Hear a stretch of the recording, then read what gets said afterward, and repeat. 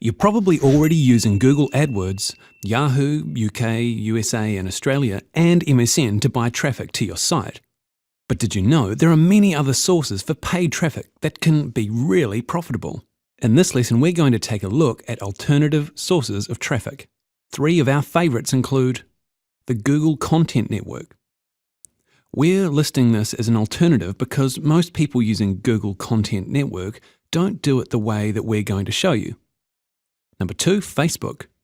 Facebook provides the ability to have highly targeted ads. And YouTube. Now that it's been absorbed by Google, this has become a pretty big player. The good news is that most of these sources aren't being heavily exploited by merchants and affiliates yet, so you can still get clicks for pretty cheap. Here's the lowdown on these great alternative sources for paid traffic. It doesn't cost any more to have your AdWords ad display as a banner graphic rather than text. And it means that your ad takes up a lot more space than it would if it was just text. Often, these can be a lot more profitable than your standard text ads as well. And at the very least, it's good free branding for your site, even if it doesn't get clicked on. Of course, Google displays ads pretty randomly, so you're never really guaranteed a space in the ad slot. That's why it's a good idea to hedge your bets and create both text ads and banner ads. We recommend you separate your ads for content match and your ads for search match into separate campaigns. This is really important for a number of reasons. The results you get for your search match campaigns are going to differ from the results for your content match campaigns, and it's vital that you can see the difference. You can't do this if they're all lumped into the same campaign. You can write different ads for the different campaigns. What works for content match may not work for search match, and vice versa. It's important that you have the flexibility to target your ads accordingly. You might find that search match is profitable in a bunch of countries, but content match is only profitable in the United States. Or you might find that your content match works well in a whole bunch of countries while your search match campaign fails in all markets but the UK.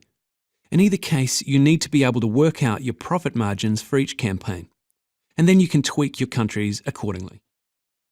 Imagine you're creating a pay-per-click campaign for a dog training product.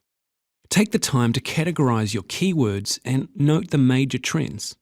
You might have a bunch of keywords focusing on German Shepherds, and you might have another bunch of keywords related to stop dog biting.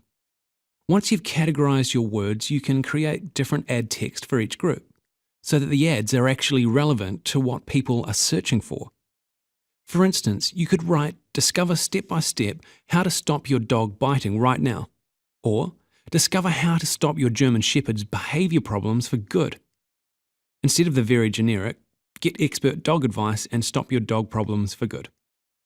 When your ads are more closely related to the search term, you get better click-through rates and better conversions.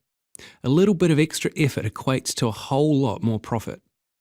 One tool we highly recommend for categorizing your AdWords is Traffic Traverse.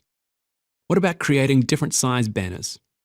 If you're creating banners for your Google Content Match ads, be sure to make them in every size that Google supports. That way you've got a better chance of having your ad appear on someone's site. Create effective banners. This is at least as important as having your ad show up. Make sure your banner ad is effective. Remember to target your banners to your keywords. So if your keywords are poodle training, then create a banner focusing on poodle training. Remember that while images draw attention, it's the text in your ad that sells.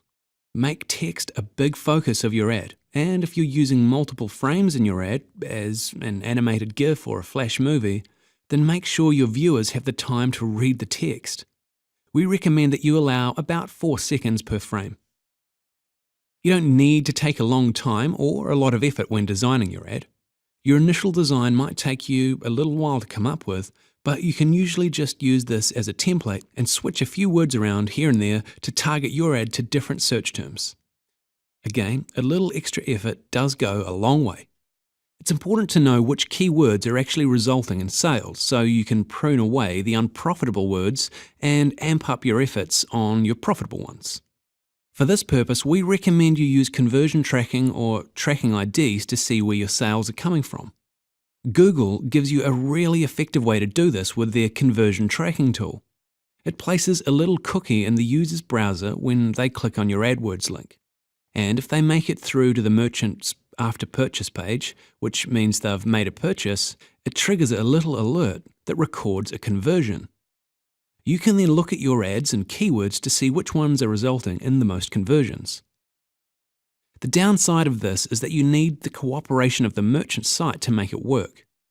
You need them to insert your conversion tracking code into their after purchase page so that it can trigger the cookie when the user makes it through.